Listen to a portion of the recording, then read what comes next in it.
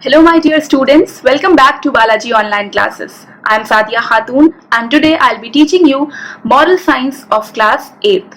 I'll be teaching chapter number 7 of your textbook, which is Standing on Your Problems. So, what this title means?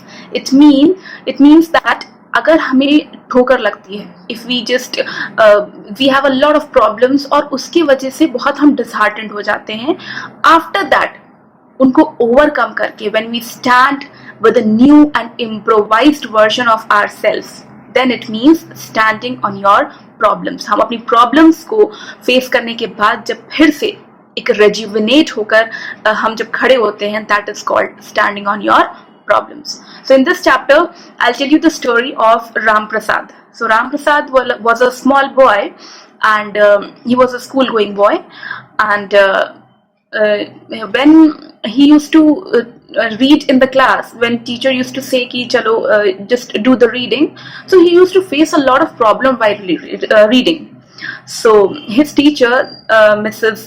Nisha Pandey, she said, she called the parents and she said ki Ram Prasad is having a lot of problem while reading, and I think that he's suffering from dyslexia.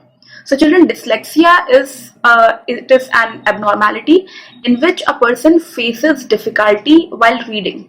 जो letters होते हैं, letters में confusion होती है, letters को समझने में confusion होती है, जिसकी वजह से a person is not able to read properly. So उसके पेरेंट्स फिर उसे ले गए डॉक्टर चंद्रा के पास, एंड देन उन्होंने कहा कि यहाँ पर इसका टेस्ट हो जाए और देखते हैं कि क्या इसको सच में if he is suffering from dyslexia और not. Then Ram Prasad was very nervous sitting there, and he was waiting कि अभी मेरी रिपोर्ट आएगी और देखते हैं कि क्या उसमें रिपोर्ट में पता चलता है. And he was very nervous and waiting there. He was such a small kid. So when the report came, then Dr. Chandra said कि yes, Ram Prasad is suffering from dyslexia.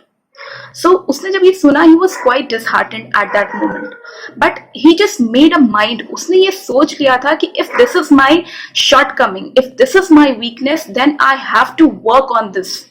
I need to work on my weakness and I have to make it as my strength. Then he started practicing a lot. उसने बहुत सारी therapies लिया, जो speech therapies होती हैं, tuitions लिया, बहुत सारा. जब उसने इतना सारा हार्डवर्क और प्लस अपना भी अपनी तरफ से जितना इनिशिएटिव वो कर सकता था, he used to read a lot. बहुत सारी बुक्स पढ़ना उसने स्टार्ट कर दिया, और उसके बाद he saw a lot of improvement in himself. Even his teacher also, उन्होंने भी देखा कि बहुत सारा इम्प्रूवमेंट हो रहा है, because he was working so hard, he was just into it. उसने ये सोच लिया था, he just made his mind कि अब मुझे अपनी वीकनेस पर वर्क करना है और किसी भी तरह से इस चीज को, इस प्रॉब्लम को ओवरकम करना है. और उसके बाद another report was done, फिर से उसका टेस्ट किया गया, and then the report said कि अब डॉक्टर चंद्रा ने बताया कि now Ram Prasad has got a very little dyslexia, बहुत मिनिमल अब बचा हुआ है और काफी हद तक उसने इम्प्रूव कर लिया है. So children, आपको इस चीज से क्या मॉरल मिलता है? The moral that we get is that कि हमारे पास प्रॉब्लम्स आती हैं, we face a lot of situations, we get a lot of problems, but the thing is कि अगर हम उसमें इतना इन्वॉल्व हो जाए उस चीज को इम्प्रूव करने के लिए, और ऐसा नहीं है कि प्रॉब्लम आने से हम बिल्कुल भी हमारी जो पेस है वो रुकनी नहीं चाहिए. We have to keep moving. So when a person keeps moving, तभी तो हम अपने आप को इम्प्रोवाइज कर सकेंगे.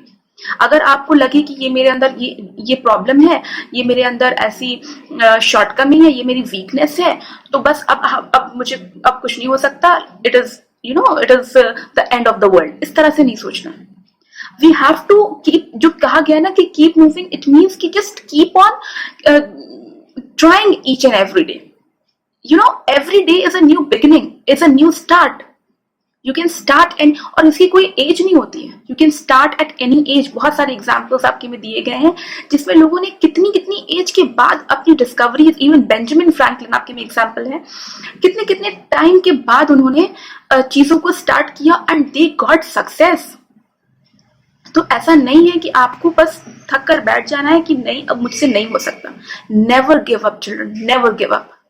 Keep moving always, and you will definitely reach the required path. You will reach the path for success. Success हमेशा इसी तरह, when you keep on trying, then definitely you one day you will get it. So that should be your motto. Okay, so keep moving, keep trying, keep exploring the things. Okay, so this chapter was all about this. I hope you have understood everything, and I hope you will try to follow these things in your life. In the next video, I'll meet you with the next chapter and a great lesson. And till then, take care everyone, and bye bye.